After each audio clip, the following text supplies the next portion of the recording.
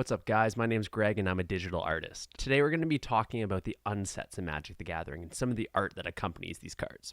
For those of you that don't know, unsets are wacky and fun different ways to play Magic the Gathering while still using cards put out by wizards. These cards play on the rules, play on some funny renditions of art, pop culture. However, they aren't legal to use in formats like Modern, Commander, or Standard. Currently, there's been 4 unsets printed, with a 5th one coming this year. So without further ado, let's get started. The first card I want to talk about today really hits home. Other than being a digital artist, I'm actually a musician first. So when I first saw this card, I had a huge laugh. This card is Clam Session. Now, this is obviously a play on words of Jam Session, but look at these clam guys just absolutely giving it in this band. Now, when Clam Session comes into play, you get to choose a word. During your upkeep, sing at least 6 words of a song, one of which must be the chosen word, or sacrifice Clam Session. You cannot repeat a song.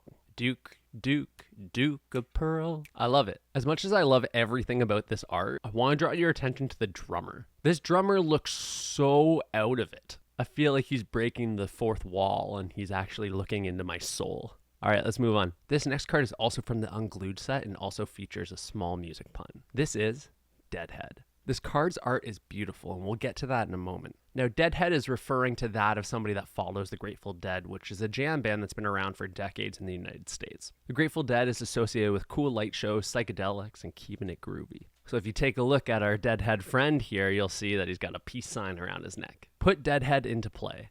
Use this ability only if any opponent loses contact with his or her hand of cards, and only if Deadhead is in your graveyard. I'm back from the dead, the zombie moaned. And they are far out, man. Reminds me of Tommy Chong and like the 70s show. So the art for this card is really reminiscent of the Grateful Dead. The background really encompasses the late 60s, early 70s liquid light psychedelic era, where artists were creating moving backgrounds using oil and water mixtures to create lava lamp-like effects. This next card comes from the Unhinged set. Now, no music puns here, but it still is hilarious. This is Meddling Kids. Now, not only is this art of children in a blood cult terrifying, but also hilarious simultaneously. Kids with peace signs, kids making claws. My favorite part of this card is the text.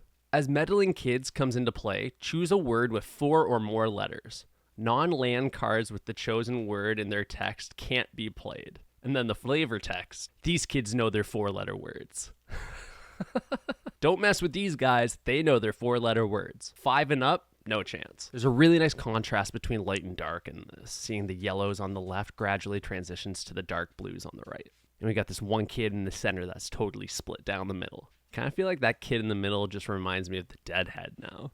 It's all groovy gravy, man. The next card is a personal favorite of mine. This comes from the Unstable set. This is First Pick. Now, at first glance, you think, oh, yeah, it's just a catfish with a helmet on and a cowboy hat trying to pick fruit.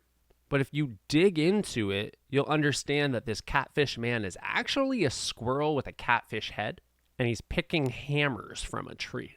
Destroy target artifact or enchantment. Assemble a contraption. So put the top card of your contraption deck face up onto one of your sprockets. And then, of course, the flavor text. Picking hammers is dangerous, but it's still safer than harvesting saw bushes. Now, I feel like this guy had a run-in with the Earl of Squirrel, which actually makes all of your creatures squirrels. Perhaps the Earl of Squirrel is actually a leader where the Catfish Man is, and the Catfish Man's actually been turned into a squirrel.